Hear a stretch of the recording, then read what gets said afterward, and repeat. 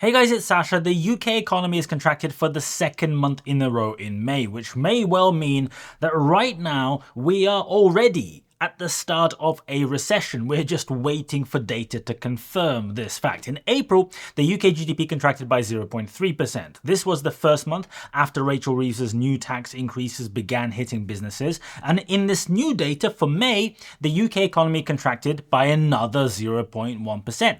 The UK media was, of course, very surprised by this. Why wouldn't you be? And not only were they surprised, but they were surprised using exactly the same words. The Guardian said the UK economy shrinks unexpectedly by 0.1%. The Telegraph said economy shrinks unexpectedly. The Financial Times said UK economy unexpectedly contracted. The Independent said, very independently, UK economy unexpectedly shrinks. And Sky News took it to a whole new level with a headline that says UK economy figures not as bad as they look despite GDP fall, analysts say. Perhaps the most expected thing about bad economic data in the UK is the fact that every single big media publication, every single newspaper said that the GDP fell unexpectedly. But I want to show you some next level gaslighting in this report because this is foul, believe you me. Here's the start of the report that the Office of National Statistics produces every month. See how at the top it says monthly real gross domestic product, GDP, is estimated to have fallen by 0.1% in May 2025, following an unrevised fall of 0.3% in April 2025. But then it has to add this bit. And growth of 0.4% in March 2025, revised up from 0.2% in our previous publication. So the opening point here in this report is saying that, this month's GDP is bad, but last month it was also bad, but 3 months ago, it was actually good. Remember that 3 months ago, it was actually good. Don't you forget about it. But I thought that's kind of weird in the opening paragraph to highlight and spend half the paragraph talking about what happened 3 months ago. Maybe I was thinking, maybe that's just how it is with these guys. Maybe they normally report, the last several months to provide some kind of balance, to explain, well, this is what it was, which is not the same thing as what it is right now. So I went and found the most recent report where the opposite thing happened, and that happens to be January 2025. In January 2025, the two most recent months were positive, but the data from 3 months ago was negative. So I thought, well, maybe they would say, growth this month was good and growth last month was also good, but 3 months ago it was bad, just as a counterpoint. But wouldn't you know it, the opening paragraph just forgets to mention the data from 3 months ago, the bad data from 3 months ago in that report. How weird. No and then. And then. No and then. And then. No and then. And then. No and then. In fact, it doesn't mention it anywhere in the opening section at all. In fact, it doesn't mention it in the report anywhere at all, not just in the opening paragraph. And the only reason that Q1 GDP numbers in the UK were good, remember, is because there was a massive amount of front running ahead of the US tariffs. People were exporting stuff to the US before the tariffs hit, which was a one-off benefit. Not really a benefit, just moving stuff from later in the year forward. And it has no lasting effect on the economy. But an even bigger reason why Q1 was good was the fact that the UK government faked the business investment numbers by applying a huge seasonal adjustment to business investment in Q1. And the seasonal adjustment was way, way, way bigger than in the same exact quarter the previous year and the year before that, and so on and so on. So that's how you know that they just blatantly faked the Q1 GDP numbers. If it's a seasonal adjustment, it should be the same adjustment every single season that is the same season. Not one that is like many times greater this year because we feel like it, right? It's right there in the data. And now we are unfortunately seeing the real impacts on the economy come through, because in Q1, if that adjustment didn't happen and we didn't have the small amount of front running, the UK GDP would have contracted. Unfortunately, the monthly data that we're now getting published is nowhere near as in depth as the quarterly data. So we can't see, for example, how much the seasonal adjustment to business investment is affecting these numbers until we get the quarterly data through when Q2 data is compiled. So we don't know at the moment if the 0.1% drop that just happened in May is happening despite even more efforts to fudge the numbers. So we don't know. It could be, it could not be. I don't know. But if that is what's happening, if they are still adjusting the numbers, seasonal adjustment, right?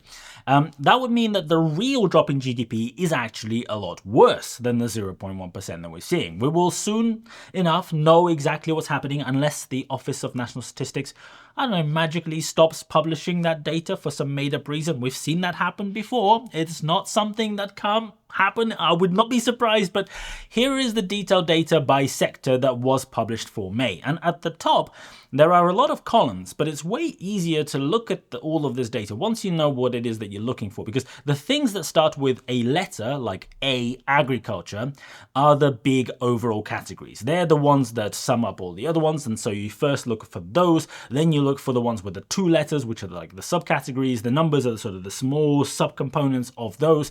So just look for the big letters to start with, and then what they're comprised of, right? So if we look at the main ones, agriculture is flat at the moment, but it's up over 2% in the last year, which is phenomenal. It is better than what some of the other sectors are posting, but at the same time, incredibly difficult to believe. The UK government has been screwing over farmers pretty hard, especially recently. 3 months ago, they withdrew the promised sustainable farming incentive subsidies, which were very abruptly cut off. These are the subsidies that the UK government pays to farmers for growing wildflower meadows and wild vegetation, stuff like that, on a portion of their arable farmland so that soils have a chance to regenerate, so that farmers don't work those soils to a point where they don't produce enough output. It's a government scheme, right? They gave farmers 30 minutes notice of withdrawing this subsidy. And the problem is that farmers that decided to go down this route would have already made the decision. Which fields do they need to prep? Which fields do they need to turn over? Which fields do they need to do what with? They don't go and buy the seed, and then they can't get the seed. They don't buy the forward contracts and fertilizer, and so on and so on and so on. 30 minutes notice is not quite enough to undo all of those decisions, and the applications for the subsidies can take weeks, sometimes even months. They're pretty in-depth to prepare, and many farmers will have spent thousands of pounds on the process alone as well. So it's surprising to me that agriculture is flat, but that's what the data says. Let's pretend that we believe it. Production and construction, you can see it went down from 100.7 on the index to 99.8. That's a 1% drop in a month. And in the report, they highlight that, the media highlight that, but if you look at the last 2 years worth of data, it just seems to yo-yo up and down like that a lot, which points more perhaps to the quality of the data, I would say. It's probably unlikely that it genuinely goes up and down continuously. It's probably just hovering somewhere in the middle, and the data is just not very good. The real story here is that it just hasn't improved at all in the last 2 to 3 years, as you can see. And if you scroll up, it was pretty much in exactly the same place back in 2019 and in 2018. So it's gone absolutely nowhere in the last 6 years. No growth at all. Manufacturing overall is contracting for the 4th straight month. But again, the longer term story, if you look up the table, is that it's basically flat over the last few years. And it's actually lower now than it was back in 2018 and 2019. So manufacturing in the UK is declining overall over the longer term. And the more you look through this data, the worse it looks, because I was trying to find some winners within this data. I was like, okay, well, there's a bunch of losers, but there must be some winners. And I was trying to find them, and I couldn't. Construction is doing all right according to this data. It contracted in May, but the trend is up, and it seems to be doing well. Although it does seem that a bit of the reason for that being the case is the fact that corruption is involved. 7 of the biggest house builders in the UK were just investigated by the Competition and Markets Authority because there was evidence that they were colluding on pushing prices up. These were big companies. You probably have heard of them. Things like Taylor Wimpey, Barrett Redrow, Bellway, others. But apparently there was a massive load of evidence that they were basically sharing all of their data, acting like a gangster cartel so that they could collectively push all the prices up up so that they could make more money. Because if all houses cost more money, what choice have you got? In the most recent financial filings, these companies made around £2 billion worth of profit. But 2 days ago, they managed to get out of that CMA legal action, out of that investigation, by agreeing to spend £100 million on affordable housing programs over some period of years.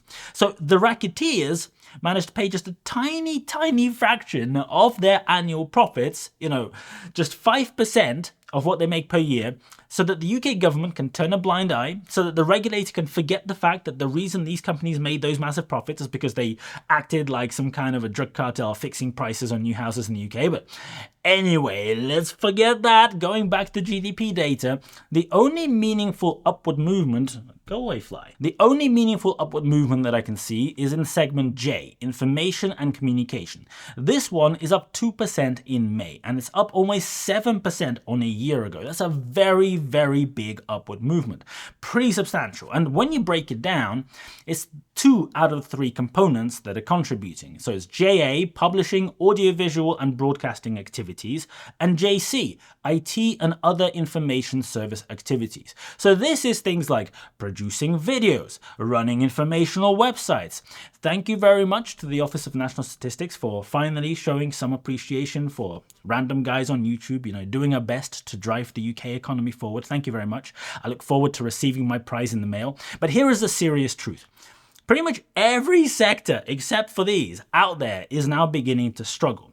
Except for TikTokers, everybody else is not doing so well. It's like now we're seeing the situation where it's not the case that some sectors are doing well and some others are doing badly, right? There's not like this dichotomy where the good offset the bad. Pretty much every component of GDP at the moment is stagnating hard or falling. And according to the government and the media, this drop is unexpected. And this is after we have seen the biggest sustained job losses since the financial crash, and after one data point after another is pointing to a big economic slowdown in the UK. I don't know which economists are surprised by this. I don't know who expected really strong positive numbers, because if you understand maths, you would know. It's not rocket science. Rachel Reeves is apparently mulling on introducing new taxes in the next budget to fix the fact that lower growth will mean that they are falling short again. Because the problem is, if growth continues to be nothing or negative, which is the situation now, it will be way below even the current OBR forecasts, right? Which keep coming down. And the current OBR forecasts assume growth, and if that growth doesn't happen, well, then the government is not going to be making as much money next year, the year after, and the year after that, and it all compounds.